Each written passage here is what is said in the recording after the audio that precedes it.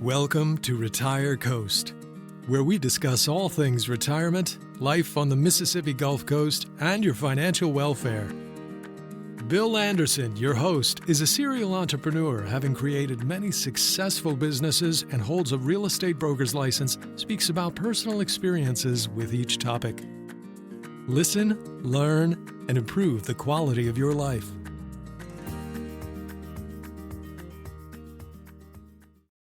Welcome back to RetireCoast.com podcast. I'm here to talk to you a little bit today about retirement, and in particular, a question which has popped up on Quora, which I have answered many times before in different forms, but keeps coming back up and people keep reading it. The topic is, what is the biggest expense for retirees? I want to expand on that.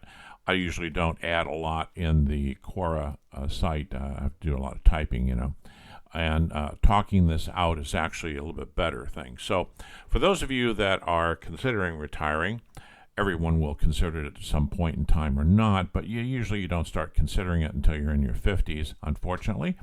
It would be good to plan a little bit earlier than that, but here you are, and you're saying, well, I've got to do some planning, so what is the biggest expense? I think in some respects, you probably know that the cost of your dwelling is going to be usually your largest expense, but not always. Medical can become your largest expense, even if it isn't when you first retire, which it isn't for most people, but it certainly can overtake any other cost later in retirement. Now, Medicare is a good program. There's no doubt about it. It covers most costs, but it has limits. And I know some people that are experiencing that now. There is a person, there's probably many people in this situation, that has developed a dementia or Alzheimer's, whichever one you want to call it. And they have exhausted all of the benefits that Alzheimer's patients would be getting, including the care, for example, in the home or at a facility. At that point, you start paying out of your own pocket. And the rate that I understand this person's paying is around $5,000 a month or so, which for many people who are retiring mostly on Social Security and on income from investments that they put in from their 401k or their IRAs, that is a huge amount of money that some people simply can't afford. What will happen then is you end up selling your house, doing whatever it takes to get some money to take care of this. Now, I'm not trying to scare you because this doesn't happen to everybody. Nevertheless, that would certainly be the highest cost in retirement. So planning ahead is very important, and saving as much as you possibly can to help offset any shortage from Social Security, or if you have a defined benefit plan, which most people don't have any longer, then you need to consider that you're able to pay both your mortgage payment, all your other costs, and whatever those medical bills are if they come up in the future. But initially, it's going to be that cost. Now, some people think about, well, I'll buy a house and I'll just pay it off and then I won't have a mortgage payment. And that's good. However, I almost guarantee you that at some point in time, maybe a year, 2 years, 5 years, 10 years down the road, you will end up with a mortgage on that house to pull cash out for something you need. When, if you had given some consideration to your ability to make that payment, because you're going to be paying a rent payment if you're not paying a mortgage payment, for example, and you can afford to make that payment with what you're earning, then don't put all your cash into paying off your mortgage, because you can put that cash in investments that will earn you equal to or greater than the interest rate that you're paying on the mortgage. And then if you just get a wild hair one day and say, hey, I need to pay off that mortgage, you can always do it. But cash is king. And, I'm speaking from experience, having gone through a few recessions where it was bad out there. The value of the homes was down. For example, we've already had 2 of those, actually 3, over the last several decades.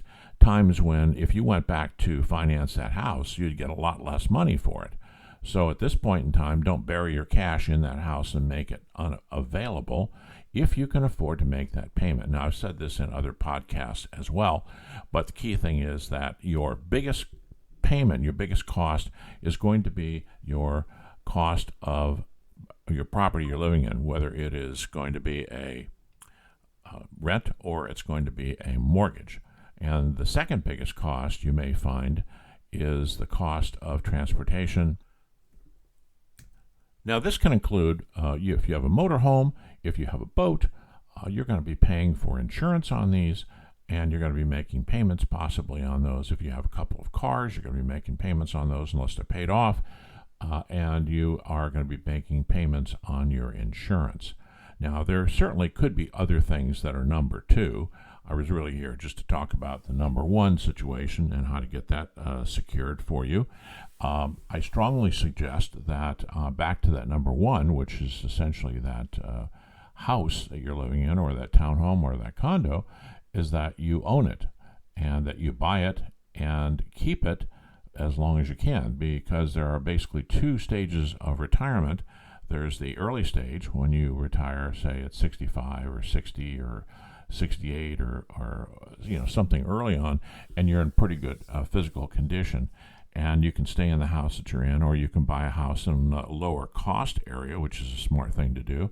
A lot of people are doing that, leaving their $1 million houses and moving into a house that costs $250,000 or $300,000. I know that I've sold several of those where I am located on the Mississippi Gulf Coast. But it's important that you make sure you can cover those payments. Now, I would strongly suggest that you work on a budget. And if you go to retirecoast.com, you'll find an article about the budget, and you will find a budget spreadsheet that is very comprehensive. There's many tabs to it. You go through that and you create a budget for your retirement. Actually, it's set up so that you can put in more than one location. Where you're living now, paying whatever you're paying, and then where you might be living later on, paying whatever that is. And then you can actually maybe go in and do a third one and say, well, that's my second stage of retirement, and that's where, I'm getting a little bit older, I can't manage the house, I don't need a big house, we want to downsize for all kinds of reasons, not necessarily financial, but you want to downsize, and then you put those numbers in too, and take a look at what comes out on the bottom. You're either going to be short or you're going to be over. If you're over, that's great. That money goes into savings, or you can use that to enhance your lifestyle. If you're short, you're going to have to cut back on something. So that budget is absolutely critical, because it's going to help you deal with that largest cost in retirement. It's going to help you deal with all of the costs in retirement. And to not do a budget is just not smart. You need to go through your budget and indicate everything that's in there, from your golf memberships to donations to charity to gifts to your children, all the utilities, the insurance on your car and truck. And then when you've done all of that, then you need to add to it for inflation and say, well, if inflation is going to go up 2% or 3% a year, where am I going to be? Because remember, you're on essentially a fixed budget when you're retired. You are earning Social Security benefits, but those never keep up with the actual inflation rate. You're always in arrears, and whatever they give you, including that large one that they had given a while back, around 8%, is not enough. It's just not enough. If you sit at home and don't do anything, and you don't drive anywhere, you don't buy anything, well, maybe you can get by. But more or less, you won't. That's the benefit of having a fixed mortgage on the house, is because that mortgage payment will not go up. Only the taxes and the insurance, but they're a smaller portion of that. If you rent, the rent rate's certainly going to go up. So again, your number one is the place that you live in. Usually, it could be medical benefits. And the budget has a place to put in future medical benefits, or medical costs rather, for things you may anticipate down the road. Let's say you had a broken leg years ago, and the doctor told you you're going to have arthritis, you're going to need maybe some physical therapy later on. You can plan for that. You can put that in there. And this way, you can determine how much you need to retire and where you need to spend your money. You can't keep spending the way you spent before. And in spite of what people tell you, there really isn't a big savings in retirement. It may sound like that. Now, if you were doing a major commute someplace and spending lots of money on fuel, you'll save a little bit there. But believe me, you'll be tempted to order something on Amazon you don't need. You'll be spending money going out to restaurants because you have more time to do that. You'll be doing things that you didn't do before, taking vacations. All of that costs money. So basically, the expenses you had when you were working, there's a trade-off. It's a lifestyle trade-off. You're going to be doing different things in retirement than you were doing when you were working. And I can tell you that that's absolutely a fact. I can see that not just with my own lifestyle, although I'm still working, but for people that have retired that I know, both locally where I'm at and in other places around the country. I talk to them about this all the time, and this is usually what happens. If you want to do something in retirement, which is often travel or a hobby, it's going to take some money to do that. So again, do not assume that you're going to save money in retirement. Don't make any assumptions whatsoever. Go through the budget that's located at retirecoast.com and use it. It's free. Find out where you're going to be, and then read some of the other articles on retirement as well, and in particular about buying property, a house, that type of thing. And you'll see articles in there about the difference between renting and owning property. So don't take my word for it. Just take a look at the numbers. Then you can do your own research on that topic, and you'll probably find out that I was right, but I'm not the only one. This is pretty general knowledge. Give you an example here. That people that are, according to the Employment Benefit Research Institute, people that are age 65 that own a house have a median wealth, if you will, of about $243,500. And that is compared to people who are renting at $63,500. Now, that may not be your case, but that's the median in the country. That's a big difference, and that difference is probably the equity they built up in the house.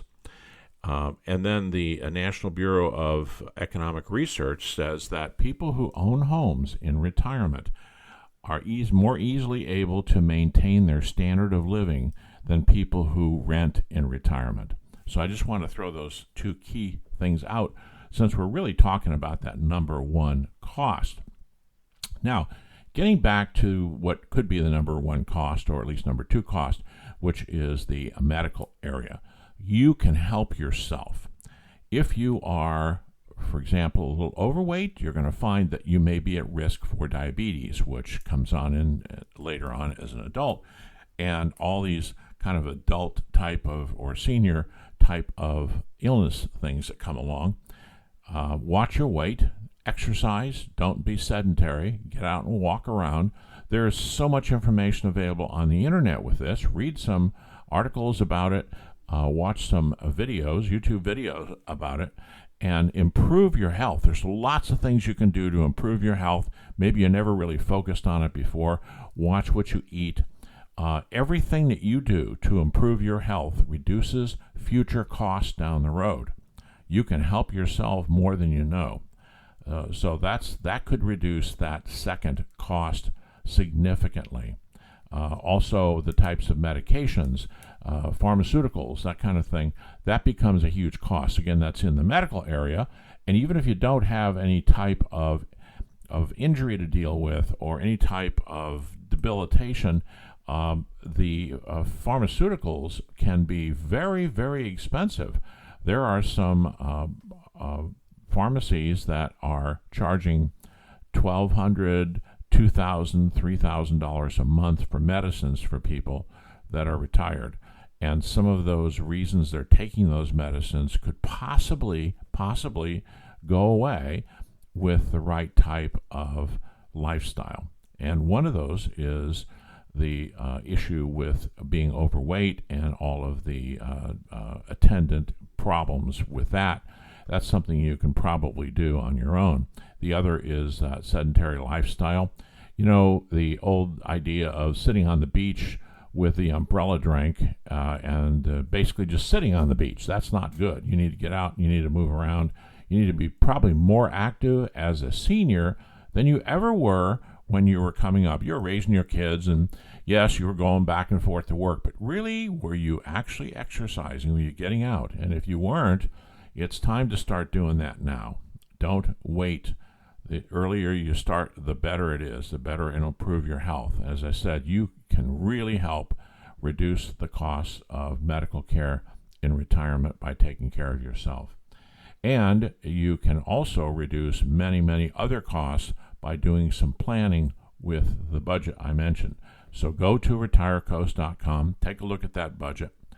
And I thank you for coming to this podcast. Please come to our other podcast and read our wealth of information on our blog site, which is retirecoast.com, on many topics related to finance, retirement, investments, and lifestyle, particularly on the Mississippi Gulf Coast. Wish you come down and come visit us. This is one of the beautiful places in the country to live, and it's also one of the lowest cost areas in the country to live. So thank you again for coming, and I welcome you to come back to another podcast for retirecoast.com.